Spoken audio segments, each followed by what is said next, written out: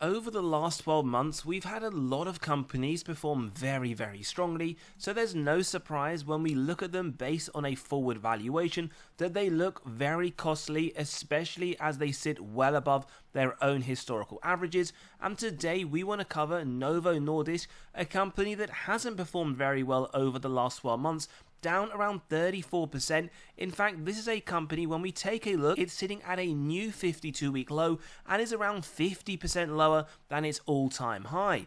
So is this a company that is ridiculously undervalued, or is it a falling knife? Something we want to consider today. And also bear in mind, over the last 10 years, even with the drop we have seen, it has massively outperformed the S&P, up around 239%, and both Wall Street and Seeking Alpha consider this company a buy. We also want to point out it does pay a dividend around the 2% mark, but let's first take a look as to what started this company's downfall, and we can see back in December the shares plunged around 20% after they had some disappointing trial results, and as a result we actually saw the opposite effect with Eli Lilly, with their shares in fact increasing. So the main part of this drop, as we can see quite a significant drop as well, 20%, was due to the fact that their popular Wegovy obesity drug helped their patients reduce their weight by 22.7%.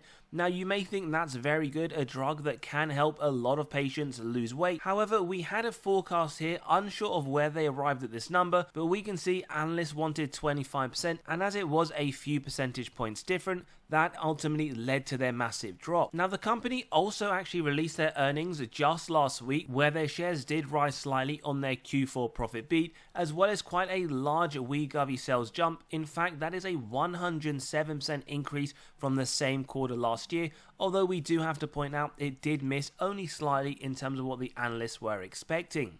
In terms of the numbers, we would say very impressive, but this is a company that we do typically see very impressive results, and their bottom line was up 29% to around 28 billion, and that was also significantly above the 26 billion that the market was expecting. Their full year bottom line also up double digits quite significantly, 21%, around 101 billion, and again beating estimates of the 99 billion that Wall Street were looking for. As we said, their Wegovy element very strong, up 107%, sitting at 19.87 billion. However, this was slightly lower than the 20.02 the market was expecting. Now, if we look at their historical performance, this is a company that over the last 4 quarters have actually outperformed in 3 of them, 75% track record, and out of the next 4 quarters, very impressive to note, they expect every single one to be double-digit increase, and right now, based on their 2025 December earnings per share, this is a company that is trading at what we believe to be a very cheap valuation at 20.6.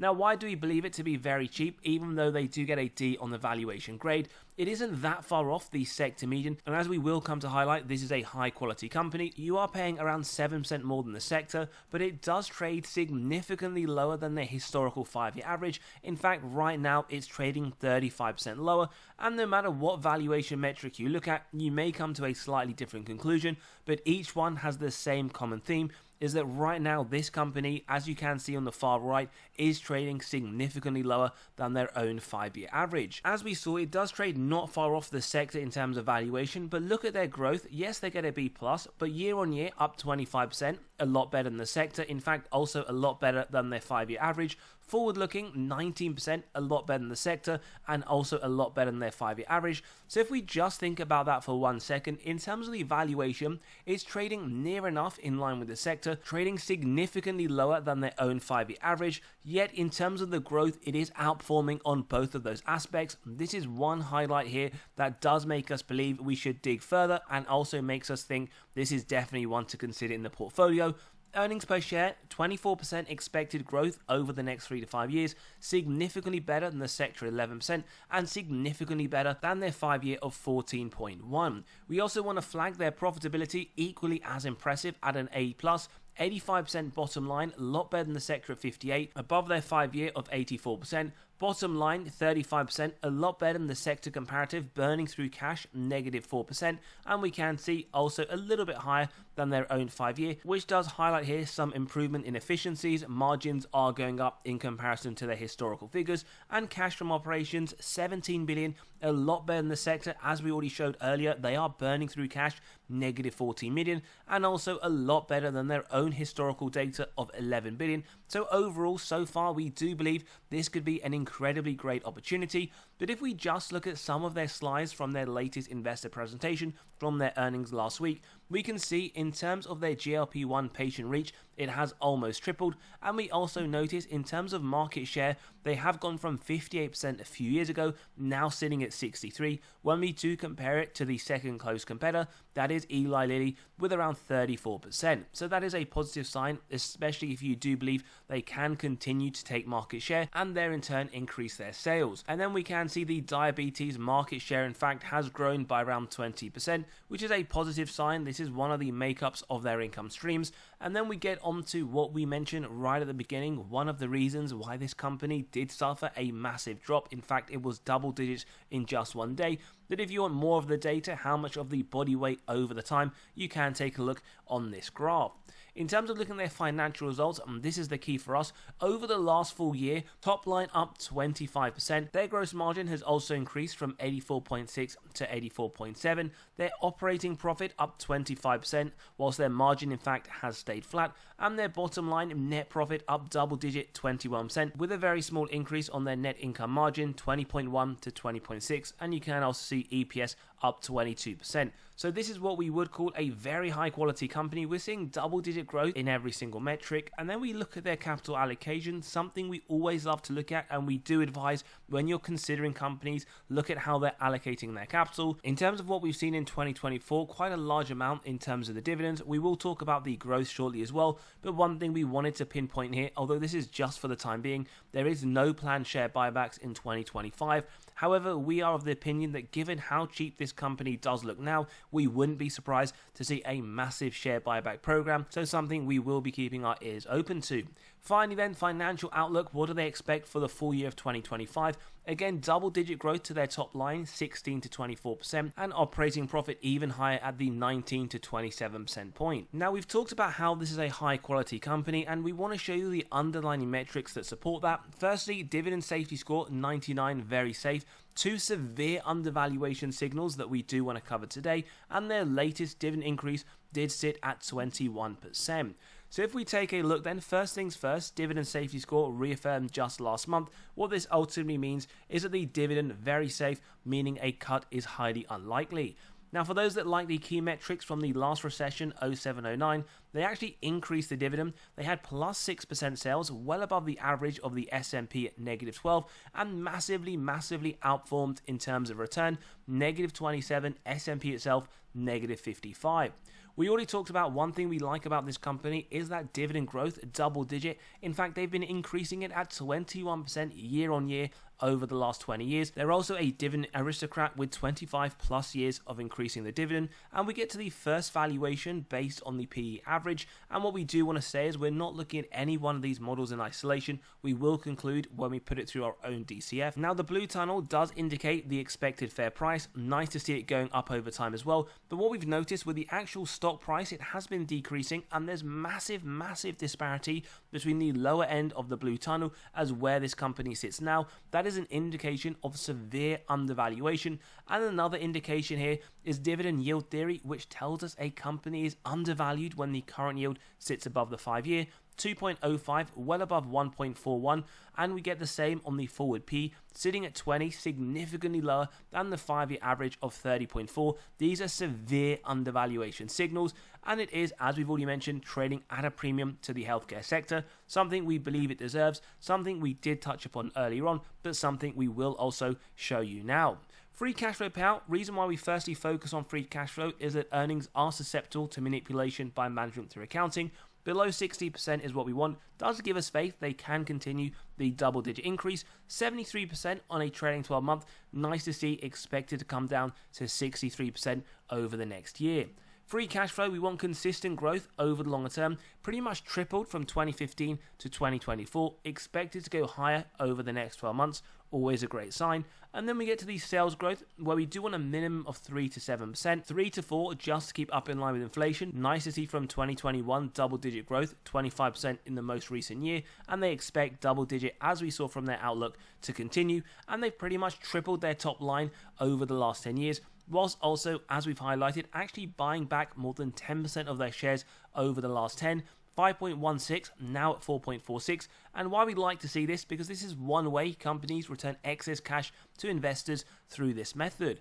In terms of the ROIC, 10% or more, give us faith, management are able to effectively allocate their capital. Very strong, even though it's a decreasing trend, 56% in 2024. You will find it very difficult to find many companies that come anywhere near Novo Nordisk in terms of these ROIC metrics. Then we get to the margins, equally as impressive. Operating side, not only above the minimum, we get efficiencies 43 to 48. Remember, high quality companies increase to revenue, which 99% of companies do, but something companies do lack are those efficiencies over time. And free cash flow, definitely a free cash flow machine, 24% in 2024. Then we get to the net debt to EBITDA. Below 3 is what we want, with the numbers below showing us the number of years it would take the company to pay off all of their debt net of cash on hand. Now standing at 0.5, so a very strong balance sheet, although we will highlight this shortly, and also highlighting that their dividend is very safe. Now, the other thing we want to point out is not just their income statement, which we can see and have mentioned in terms of the growth, looking very strong over the last 10 years, but we want to identify, does the bottom line net income tell us the same story? And we can see to an extent the answer is yes, it has been increasing over the period, going from 5 billion in 2015 to around 14 billion in 2024. In fact, whilst we do get some years where it does remain flat, over the last 10 years, their net income has pretty much tripled. We then also want to highlight the balance sheet. As we already mentioned, it does look strong, so a very quick health check here. Total cash versus total debt. Cash has been inconsistent over the period, going from 3 billion in 2015 to now sitting at 3.7 from that latest earnings. But as always, we compare it to their total debt numerically and directionally, because any one number here in isolation isn't going to tell us anything, and their debt has been increasing in the period, going from 156 million to 14.3 billion. However, as we did highlight, net debt to EBITDA significantly lower than 1, a very strong balance sheet overall. Finally, we will just highlight the cash flow, as we do want to show you that cash from operations are very, very high. In fact, over the period, we do get the increasing trend, tripling from 5.6 billion to now sitting at 16.8. Now, we do want to show you how this company has performed against others in the sector. As we can see, other big pharma names, Johnson & Johnson, Roche Holding, AstraZeneca, as well as some others. Now, over the last year, including dividends reinvesting, the worst performing, down 33%. If we expand it to over the last 5 years, they actually go from the worst performing to the best performing, up 173. And if we expand even further, over the last 10 years, up 307%. Always good to see, but do bear in mind, past performance is not an indicator of the future. Now, we want to show you the same thing, but against the S&P. Over the last year, complete outperformance by the S&P, up 24%. NVO, as we said, down negative 34. When we expand this to over the last 5 years, we actually see it flip, NVO outperforming, and over the last 10 years, as we mentioned at the beginning of the episode, we do get quite a massive outperformance, up 304. Remember, if we are looking at individual stocks, we do need to have faith they will outperform the S&P, otherwise you're better off just investing in something like VO. Now, we also want to flag what the institutions are doing, around 12% ownership. We do get selling in 2024 of around 3.8 billion, but we get a lot more buying at 5.64, and we also notice that theme continue in the latest quarter of Q4. So institutions clearly very, very bullish, but as always, do your own due diligence and never copy what they do. Now, before we get into our own valuation process, we want to let you know we have released our latest free weekly article. We drop one every single Monday morning, completely free, where we highlight severely undervalued stocks for your attention, as well as what's gone in the market over the last few days. So click below, you can sign up, read straight away. You'll also be able to gain access to 45 undervalued stocks for the month of February. Lots of information, the upside that Wall Street themselves see over the next year. And on top of that, you can grab a spreadsheet we released just yesterday of 32 stocks that Wall Street themselves believe have the most upside right now. So click below, you can sign up and read straight away. We then move into our updated valuation for Novo Nordisk, where we get to $101 derived from the DCF model. Now, we have the free cash flow year on year, latest year at just under 11 billion. We have the average growth of 10%. Forward looking, we've got a lot more conservative actually than analyst projections at 14%. Bear in mind, we do have a low, medium and high rate, and given these numbers are subjective, you can always grab a copy of this model by clicking on the pinned comment below, running through your own numbers, whether it is in fact for NVO or any others. that's showing you at the 14% rate with the discount rate, we get the present value of future free cash flows and terminal value, add together with the cash, subtract total debt, get to the equity value, divide by shares outstanding, and as we can see, 101 indicating 28% upside. Now we'll show you for transparency for those that are a lot more conservative at 12%, $87, upside of 11%, and for those that are a lot more bullish at the 16% point, 116 indicating 47%.